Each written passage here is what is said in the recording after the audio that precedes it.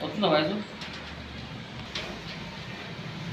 విద్యుడి గ్రామంలో మరి ముఖ్యమైన విషయం ఏంటంటే వాటర్ ప్రాబ్లం ఉన్నందున మనకు ఎస్సీ కాలనీ కానీ బీసీ కాలనీ కానీ ఇక్కడ ముస్లిం ఏరియా కానీ కుమరోళ్ళ వాళ్ళ కానీ వాటర్ చాలా తీవ్రంగా ఇబ్బంది జరుగుతుంటే స్పెషల్ ఆఫీసర్ గారు వచ్చి 6 నెలలైనా కనీసం ఇప్పటి వరకు ఒక మీటింగో ఒక ఊళ్ళో తిరుగుడో గల్లీ గల్లీ పోవడో ఇప్పటి వరకు కూడా చూడట్లేదు.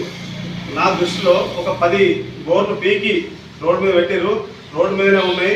కనీసం సెక్రటరీ గారు కనీసము ఈ స్పెషల్ ఆఫీసర్ గారు తిరిగి చూసి చెప్పట్లేదు. మేము చెప్పినా వినిపించుకోవట్లేదు. ఇది కలెక్టర్ అయినా కనీసము చొరవ తీసుకొని వాటర్ డిఈలు ఏఈలు వీళ్ళంతా కలిసి రేపు ప్రొద్దున విలేజ్ సర్వే చేసి తక్షణమే మాకు 10 మోటార్లు కానీ 10 బోర్లు కానీ 10 పైపులు కానీ పెట్టి స్పెషల్ ఫండ్ కింద పెట్టి, లేదంటే మా ఎంపీటీసీ కింద ఎంత కొంత ఫండ్ ఉంది మాతో నేను కలిసి వచ్చి మాకు సహకరిస్తే మేమైనా చేస్తాం. ఇప్పటికీ మన గల్లీలలో మోర్లు తీయక 6 నెలలు అవుతుంది. వారికి జీతాలు ఇవ్వట్లేదని బాధపడుతున్నారు సఫాయి వాళ్ళు. అదేవిధంగా ఇంకా ఏ ట్రాక్టరు గల్లీ గల్లీ తిరగట్లేదు. మన ఇంకా మిగతా విషయానికి వస్తే కరెంటు పోల్లు అయితే రోడ్డు మీదే ఉన్నాయి.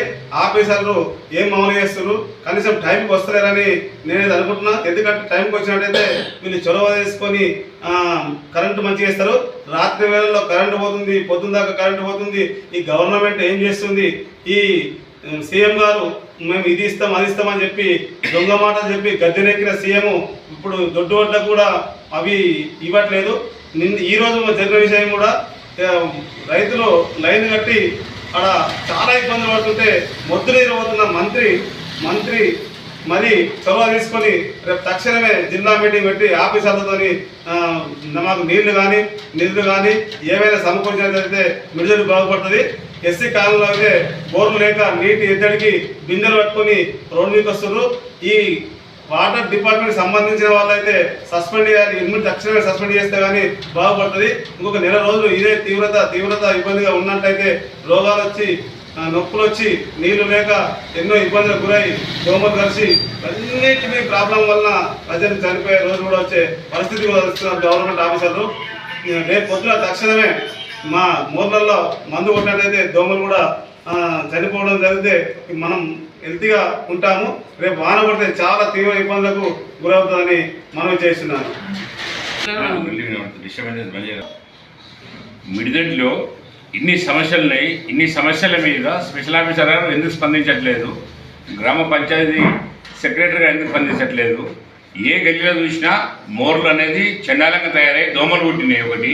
ఇంకోటి ఏంటంటే ప్రతి గల్లీలో ఈ ప్రతి గల్లీలో మోర్లు సాగు చేసి దోమల మందు కొట్టాలి. దోమల మందు కొడితే వచ్చేది వైరల్ ఫీవర్ వచ్చే కాలం ఉంది, వర్షకాలము.